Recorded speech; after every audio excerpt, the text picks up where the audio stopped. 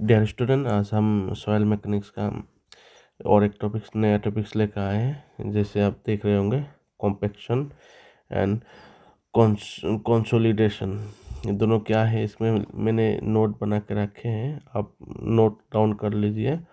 और अगर समझने में कोई दिक्कत है तो कमेंट्स भी करिए। अगर चैनल पे नए है तो चैनल को सब्सक्राइब करिए और बेल आइकन को भी हिट कीजिए, तो कि कभी भी नया वीडियो ऐड करते हैं आप लोगों को नोटिफिकेशन मिल जाए।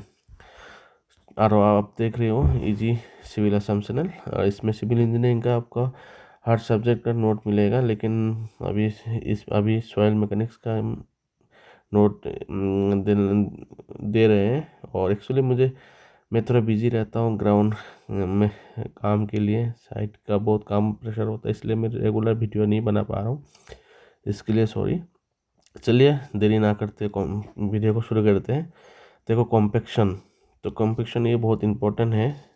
अब जब भी अगर जॉब भी लग जाए, आप मान के चलिए रोड लाइन में या कभी भी job civil engineering practical field में, कॉम्पैक्शन बहुत इम्पोर्टेंट।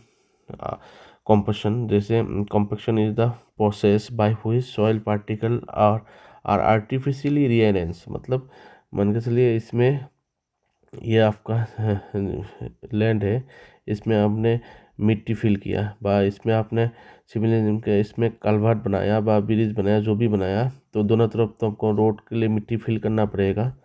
तो मिट्टी फिल किया, लेकिन जब मिट्टी फिल किया और आपको रोड का कोई भी काम के लिए आपको टाइम नहीं है, अब जल्दी करना है। रोड का टाइम होता है जैसे 1 साल 6 महीने के अंदर आपको रोड कंस्ट्रक्शन कंप्लीट करना है, और कोई भी काम हो, बिल्डिंग हो, कुछ भी हो, जल्दी करना है। तो क्या है, हमें इसमें कॉम्पैक्शन करने के लिए कुछ इक्विपमेंट यूज़ करते हैं, मैकेनिकल इक्विपमेंट यूज़ करते हैं। रोलर हो, कुछ भी हो, वाइब्रेटर हो, कुछ भी हो, हम इस पर यूज़ कर रोलिंग करते हैं रोलर से भी।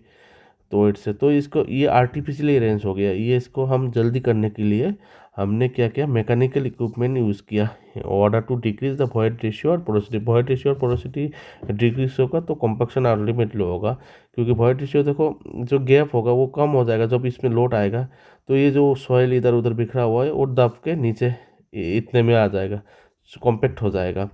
तो क्या है, हम आर्टिफिशियली किया हमने, जल्दी के चक्कर में, हमें जल्दी करना है कोई भी काम, हमें टाइम एस्टिमेट के बाउंड के अंदर ही ख़त्म करना है।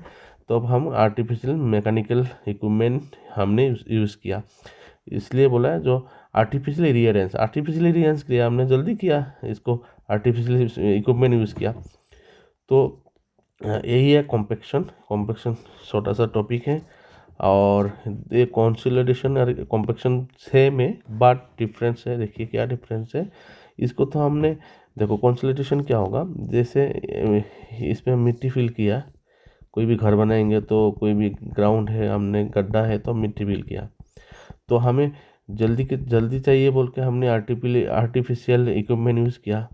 और कंसोलिडेशन क्या है, इसमें हमने मिट्टी फिल किया, ठीक है, हमने 1 ईयर या 2 ईयर 2 ईयर्स या 3 ईयर्स के लिए हमने इस लैंड को छोड़ दिया।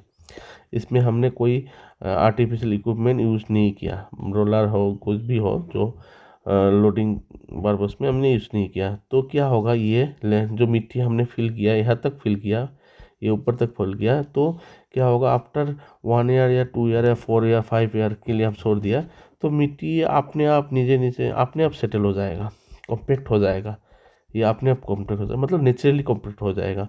तो वही है, तो कंसोलिडेशन एक ग्रेजुअल प्रोसेस, मतलब स्लो प्रोसेस है ये। वॉल्यूम रिडक्शन है, वॉल्यूम यहाँ तक था, ये रिडक्शन करके यहाँ तक आया, under sustain loading without application of any mechanical means, मतलब मैकेनिकल मीन्स हमने यूज़ नहीं किया, कुछ भी बना दिया उसके ऊपर, जो धीरे धीरे सेटल हो जाएगा, कॉम्पैक्ट होगा नहीं सर। जैसे यहाँ बना दिया, मन के चले हमने इसे फिलिंग कर दिया, इस पर हमने बिल्डिंग भी बना दिया, तो हमने कुछ यूज़ नहीं किया, धीरे धीरे ये सेटल हो जाएगा, सेटल होके ये अंदर घुसेगा, मतलब इसके अंदर सेटल हो जाएगा, ज़मीन कॉम्पैक्ट हो जाएगा। ये वही सस्टेन लोड, कुछ हमने लोड रख दिया इसमें, कोई बिल्डिंग बना दिया या कुछ सामान, कुछ लोडिंग चीज़ रख दिया, लेकिन हमने आर्टिफिशियल मैकेनिकल इक्विपमेंट यूज़ नहीं किया इसमें। तो धीरे धीरे ये क्या बोलते हैं इसको, कॉम्पैक्ट हो जाएगा, वही है कॉन्सोलिडेशन। ये नेचुरल प्रोसेस है, ये आपका मैकेनिकल इक्विपमेंट यूज़ करते हैं। Compaction is the fast process, compaction हमारा फास्ट प्रोसेस, फास्ट है, स्पीडी है, हमें जल्दी चाहिए तो हमने मैकेनिकल यूज़ किया। और कंसोलिडेशन स्लो प्रोसेस है, क्योंकि हमारा टाइम है तो हमने छोड़ दिया लेट को, ऐसी लोडिंग बना के छोड़ दिया, तो ये कंसोलिडेशन स्लो प्रोसेस है। तो cooperative soil sample mainly depend upon the water content, सब तो वाटर कंटेंट के ऊपर डिपेंड करेगा। तो देखो ये इसमें हमने ड्राइंग बनाया, देखो इसमें क्या है, कॉम्पेक्शन, या ये इस पॉइंट में देखो क्या बोला गया, compaction fast upon the content, initially compaction और ड्राई डेंसिटी इंक्रीज। इनिशियली देखो ये ऊपर ये जो ग्राफ बनाया हमने, ये ऊपर की तरफ ड्राई डेंसिटी है, नीचे की तरफ वाटर कंटेंट है, ठीक है। तो इनिशियली ये क्या बढ़ रहा है ग्राफ में, देखो जितने जितने इनिशियली ड्राई डेंसिटी बढ़ रहा है, एक पॉइंट में आके फिर ड्राई डेंसिटी कम हो रहा है।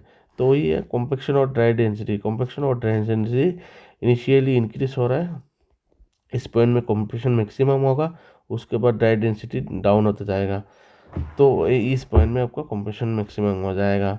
तो वही है इसका कॉम्पेक्शन एंड कॉन्सोलिडेशन। इसके साथ भी और एक वर्ड है जैसे ओ एम सी। ओ एम सी क्या होता है, ओ एम सी देखो ऑप्टिमम मॉइस्चर कंटेंट होता है, O M C optimum moisture content.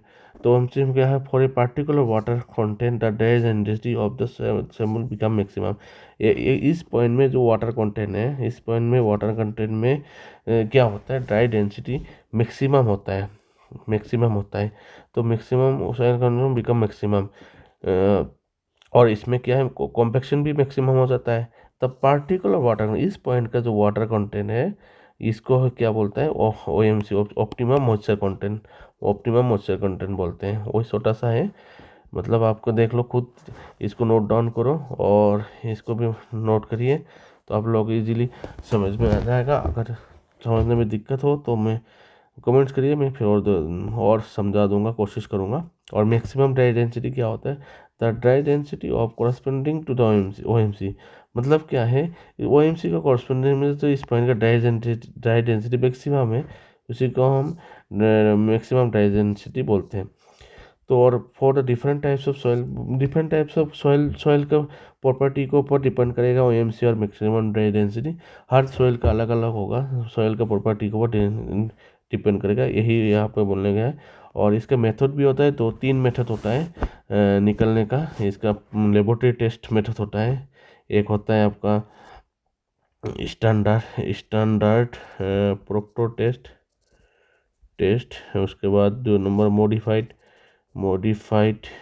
Proctor test होता है, और 3 नंबर जोधपुर मिनी कॉम्पैक्शन टेस्ट होता है।